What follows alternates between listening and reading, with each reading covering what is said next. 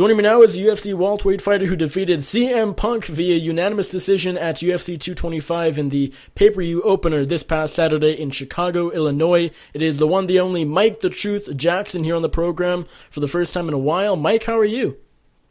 I'm feeling well. I'm still in Chicago right now, enjoying the Windy City. Just having a good time, man. What's good with you?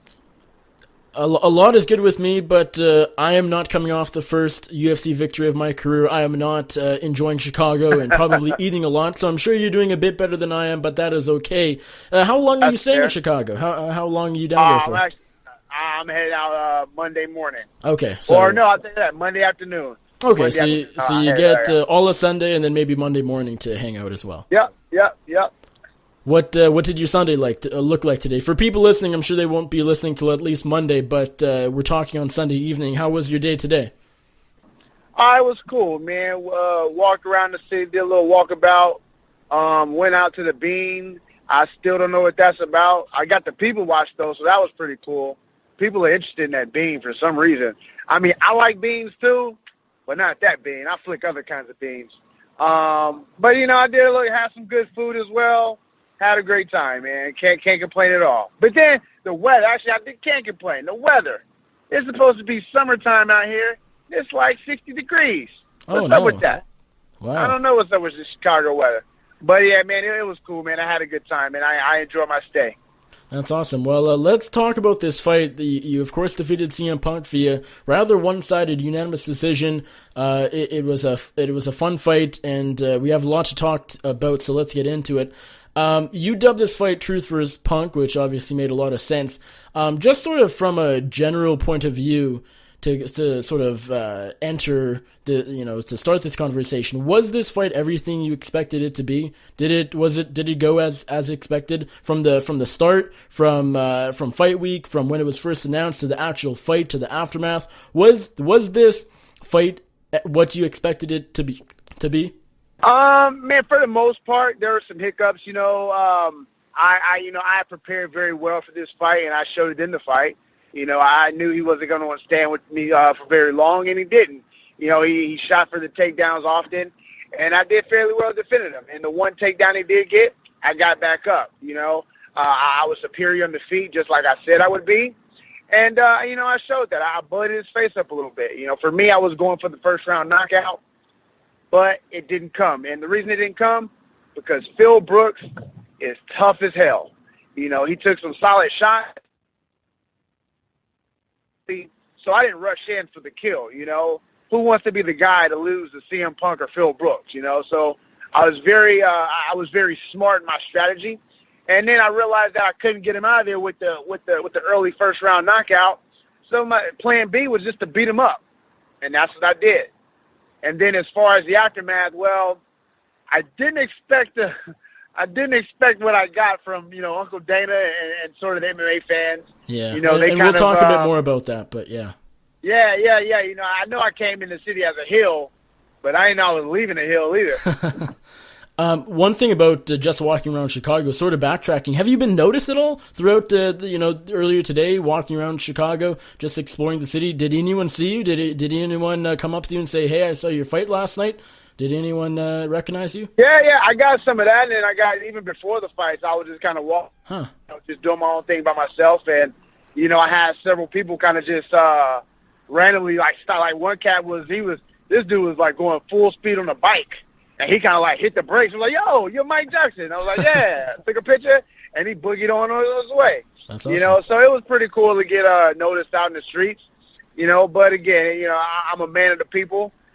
So they want to take pictures, I take pictures. They want to, autograph, I get autograph, I'm just a cool cat.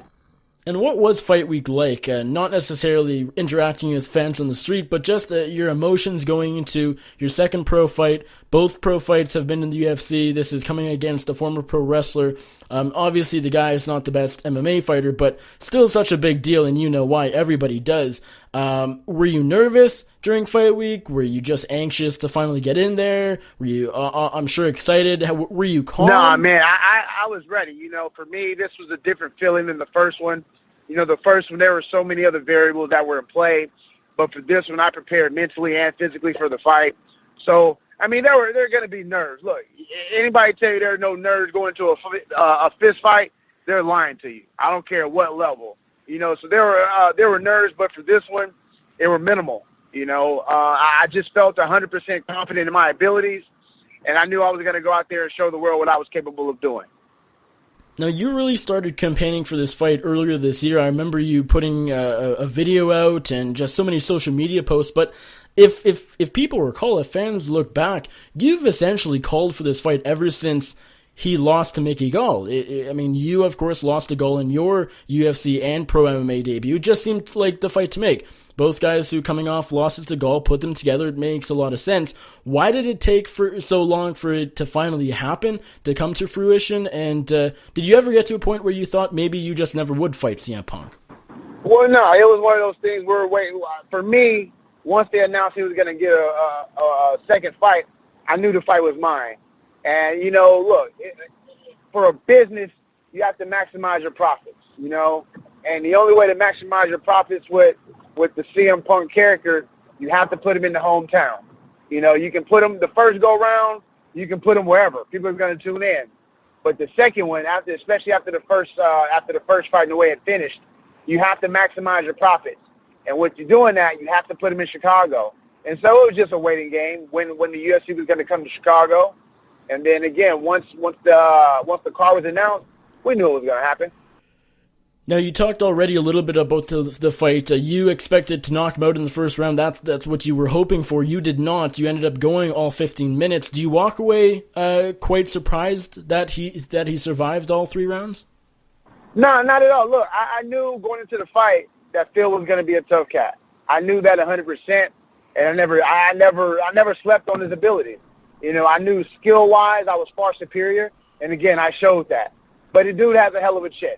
He took some shots cleanly. Now, I feel I could have got him out of there early, or I could have knocked him out eventually. But look, man, it was one of those things like, do I really want to risk gassing, trying to knock this guy out? Maybe he really does have a chin. I didn't want to take that chance. So plan B was to just go in there and beat him up a little bit, and that's what I did. Yeah, and did you notice improvements in his game? Of course, there's very little tape to watch on CM Punk. Not like you can go watch hours and hours of fight tape leading up to this fight, but from what you saw against Gall and how he performed against you, do you or did you notice some improvements in his fight game? Well, just like you said, we don't have much to watch, so we don't know what he improved on. But to be honest with you, I feel that he did improve somewhat. It's like you can't be in the gym for, how many times, 2 years, year and a half, whatever, and not improve a little bit. You know what I'm saying? So, yeah, of course he improved, but, again, he didn't improve to my level.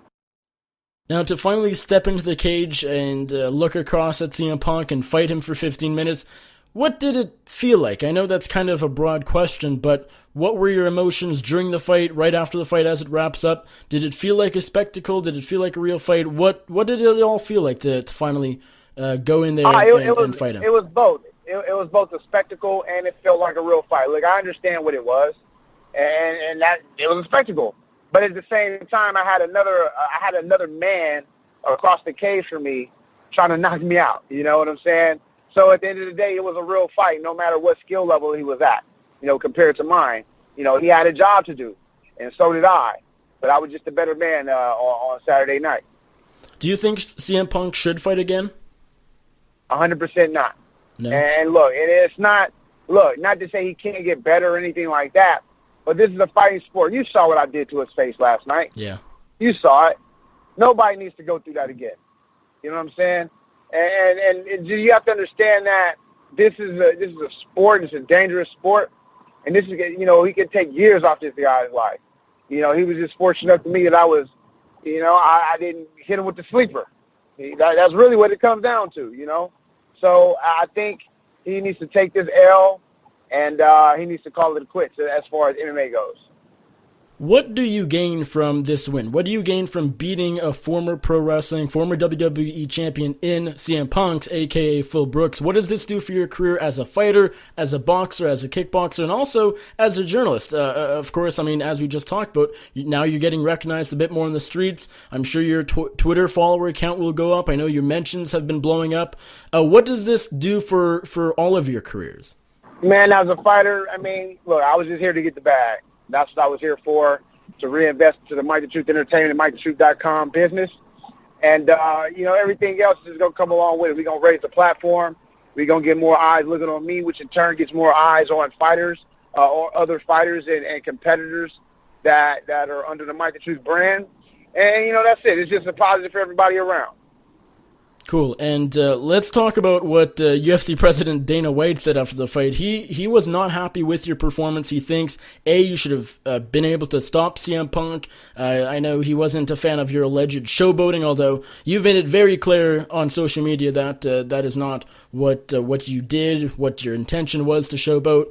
I know a lot of fans, saw you sort of look away, and then, of course, but you've said countless times you're just looking at your corner. I don't really need to ask you about that, but as far as what Dana White said, he said the fight should have been on Fight Pass. He made a mistake putting on pay-per-view. How do you react to his outburst, so to speak? Hey, it's his opinion. That's all I got to say about that. That's his opinion. If that's what he chooses to think and feel, hey, it's on him. Are you surprised to hear Dana White say these things after the fight? Not at all. Look, Dana White is like a little schoolgirl. He's emotional, and sometimes he's feeling his feelings, and he likes to make these like little outbursts like a little kid. Sometimes, I look again. There is opinion. He's the president of the company, so it is what it is. I don't. It doesn't hurt my feelings. He also said that you won't fight again in the Octagon, and that he wouldn't even put you on the Tuesday Night Contender Series that Season 2 kicks off this week actually. Uh-huh. Do you think that doesn't bother me either? Right. That doesn't bother me. If that again, that's what he feels. I don't have to fight. I only fight because I love to fight. If I never fight another fight in my life, I'm cool with it. I make more money outside of fighting than I do inside the cage. You dig? So, like I said, it don't matter. If Dana, look, again, he's an emotional cat. Let him stay in his feelings. Did you go into this fight week against CM Punk, UFC 225 in Chicago, thinking you would perhaps fight in the UFC again, or did you know this would be your last fight, win or lose? No, I just was going in there to fight. It didn't matter either way. If I fight again, I fight again. If I don't, I don't. Like I said, man, I just do this because I love the sport. If he chooses that he doesn't want to have Mike the Truth in the octagon anymore, hey, that's him. That it's his world. You know what I'm saying? I'm just a squirrel trying to get that nut. And I know this is speculation, and I know I've asked you about it, but had you finished CM Punk, had you knocked him out, Dana White's stance would have been a little different, most likely. Do you think he would have given you another fight? I honestly don't know, to be honest with you. I legit don't know. I guess it would have depended on the performance. Obviously, I didn't put in a performance that was worthy of Dana White's, admirations. But, there's a lot of people who rub Dana White the wrong way. Oh, yeah. A lot of fans have followed in Dana White's footsteps by criticizing you, talking about... And that's just what it is. That's just what it is. All they're doing is following in his footsteps. All they're doing is regurgitating what Dana White has said. They're not forming their own opinions about the fight. That's it. Nothing more, nothing less. People are followers. And I know this because when they tweet me, when they send me these Facebook messages, it leads off with, Dana White fired you, or Dana White said this. And I'm like, yo, you need to form your own opinion. That's all you have to do. But like I said, I'm in a different time or a different space in my life. I don't even really engage with these guys anymore, man. They're beneath me, and then they can have their opinions too. It really doesn't matter. I guess the outcry from the fans doesn't shock you all that much from the sounds of it? Nah, because they're followers. They listen to Uncle Dana. Dana gets mad, they get mad. Dana's happy, they're happy. It's crazy. Or sometimes it's like the polar opposite. Dana gets mad, they're happy, and vice versa. Look, you never know what's going to happen with fight fans. Fight fans are just as emotional as Dana. And I know your Twitter mentions, just from the sounds of it, just seeing you reply to certain people, it seems like they've been blowing up. This feedback, good and bad, from fans, the outcry, people criticizing you, people complimenting you, congratulating you, is any of the fan reaction, overwhelming? Nah, I know how to handle it. I deal with it very well. I'm a savant with the social media. I trolled my way out here, I had my first 2 professional fights in the UFC. Who else can say that? You know, it's a handful of people. You know, I'm fortunate enough to have the aptitude to work this social media world, and I'm cool with it, man. Like I said, people going to have their opinions. I can't change it. I can't force it on anyone. So I just got to live my life to the best I can. Late in the fight, I think sometime in the third round, when it seemed like perhaps you could have put him away, but ultimately it just wasn't happening, UFC commentator Joe Rogan made a bit of a remark that I don't recall if he sort of retracted it, but if he didn't, he probably should have. He sort of said that, you know, perhaps half jokingly, maybe Mike Jackson had a bet on himself by decision, and that's why he's not finishing him. Did you hear that? Did you hear about that? I did. Well, people have been saying it, but I didn't hear it. But in hindsight, that probably would have been a smart bet to place on myself. Because from what I'm saying, I'm trying to think I think because there was I think the lower odds I saw like first round knockout or first round finish by me. And then after the first round was over, I was like, man, oh, well, I didn't get the first round finish. And I think it was kind of just in my head, hey, man, go ahead and impeach him a beating. Yeah. And I know you I probably... should have bet on myself for a decision. Damn. Is that legal? Can you do that? I know you can't bet on your opponent, but... You can bet on your... I don't know. I can bet on my... Well, I didn't, so I don't know. I ain't break no laws. I should have bet on myself, though. Wouldn't have been a terrible idea. Now, I know I'm sure you don't really care what Joe Rogan thinks or says, or the fans who sort of have said the same thing. You mentioned that you've heard that idea as well. Is it, how absurd is it, in your opinion, the idea that you were almost carrying CM Punk, purposely not finishing him? I was going for the finish. Like, I was hitting with some heaters. I hit him with some solid elbows.